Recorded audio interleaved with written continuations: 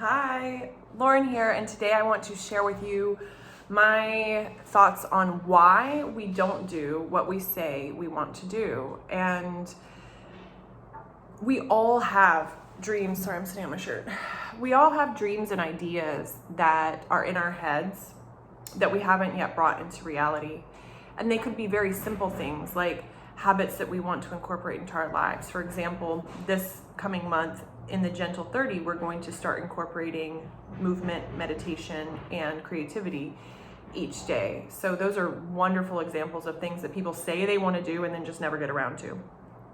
They could also be really big things, like you say you want to move abroad, you say you want to build a house, you say you want to write a book. Those are excellent examples of larger projects that people have the desire for and then yet somehow can't bring them into reality. So there is a lot of angst around that and a lot of, I think, wasted time and energy thinking about the things that we love and the things that we want to do. And there's a bunch of really good reasons that we stay in the phase of fantasy as opposed to actually grounding it into reality with action. And I want to talk about a lot of the different reasons that we hold our desires away from ourselves. I do just want to note there's construction here behind me, and so it could get loud, but no biggie. We've got to just keep going, right? All right, so why don't we do what we say we want to do? There are so many reasons, and this first chunk I want to talk about are all about the emotional payoffs. And frankly, the human psyche is super smart and it's super tricky when it comes to dreams. And so you're going to note that some of them will be vaguely similar, but they each have a different kind of texture, and that's why I'm separating them out. So let's dive in. I have many reasons why we don't do what we say we want to do. So the first big overarching umbrella is that the fantasy and staying in fantasy is more emotionally satisfying than actually taking steps in reality. That's why. It feels super good to be like dreaming and Pinteresting and writing in a journal about these dreams. It feels really, really freaking good because the brain is strong. When we start visualizing things, we can actually conjure the neurotransmitters in our bodies that coincide with the dream. So we can get a lot of the emotional payoff. Now, if that's enough for you, then you won't feel angst about not moving towards the dream in reality, right? That's fine. If you want to stay in the dream state because it's good for you, that's cool. And there are some dreams that we will keep in that state. Now, if you are feeling a friction between what you desire and then the dream, if when you think about the journals that you have or you think about the time you have spent in ideation and it feels painful that you're not moving towards the dream, yes, I do identify with that. If that's the case, then it's time to say, okay, I'm getting something emotionally for this, but I want to move into a different phase of reality. Then that's something to look into, and we're going to talk about ways you can do that. So let's talk specifically about ways that the fantasy is more emotionally satisfying.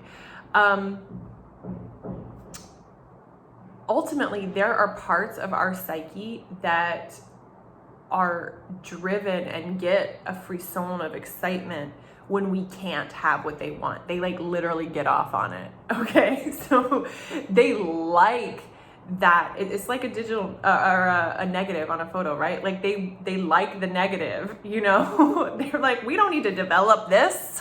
Look, we have the negative, it's great. And so there's like this sort of like kinky little like frisson of like, oh, we don't have it, but that's okay because it feels good to not have. So that's, you're actually receiving something positive from that withholding, right? you could actually draw a parallel, right? Like a little metaphor in relationship. You know, sometimes having a bit of a game can feel really good in your relationship, as long as, you know, it's consensual. And it's sort of the same when we withhold our dreams from ourselves. It's like kind of sexy, all right? Because there is a part of you that likes the tease, okay? There's another piece of it, and it's about comfort. The reality doesn't feel comfortable. Putting it into reality feels very uncomfortable. And so the more comfortable part is dreaming about it. And when the dreaming feels more comfortable, you're not going to go into the doing, because why would you make yourself uncomfortable? Who wants that? It can be a hard little hurdle to get over, because the reality of the dream is that there are lots of little pieces. It can be overwhelming. Sometimes it's messy. Sometimes it's confusing. Sometimes you don't know which way to go. So gosh, that's very uncomfortable. Let's just stay in the reality that part of your psyche is saying, and then we can stay comfortable, okay? It's normal. I want to move from that emotional payoff, the comfort of the status quo, and I want to move over into a very common topic, which is resistance. Now, I have done many videos on resistance, hours you can watch on my Facebook page, Lauren Fritsch, about resistance, but I'm going to keep it simple here. And resistance is a protective mechanism for our psyches to keep us from doing things that destabilize our safety, essentially. So what do I mean by that? Resistance comes up when our psyche thinks that if we start taking steps, we are maybe gonna die. And not literally all the time, but like emotionally. And what it means, you know, is this going to open me up to ridicule? Is this step going to open me up to abandonment? Is this step going to open me up to financial ruin, right? Those are the things that are at the basis of resistance. Resistance is trying to keep you safe. Okay? So when resistance comes up, it has a very valid reason for being there, especially if you've experienced lack of safety in your life. Resistance is often going to be incredibly powerful. And unfortunately, in the coaching world, a lot of people, when they're like, oh, that's just resistance, they're like, just get over your resistance, just move through the resistance, take the action anyway. Guess what? That's not super helpful, and it's going to set you up for sabotage, either from the self or externally, because resistance is our friend. And if we don't treat resistance as a friend, resistance is going to come back fighting, right? So when you're encountering resistance, it's very important to bring it on board and make sure you're addressing resistance, very real qualms about what's going on. So for example, I had someone who she was feeling resistance to taking on, instead of a job, taking on consulting. And when she had a chance to do Jungian parts work, voice dialogue, which is something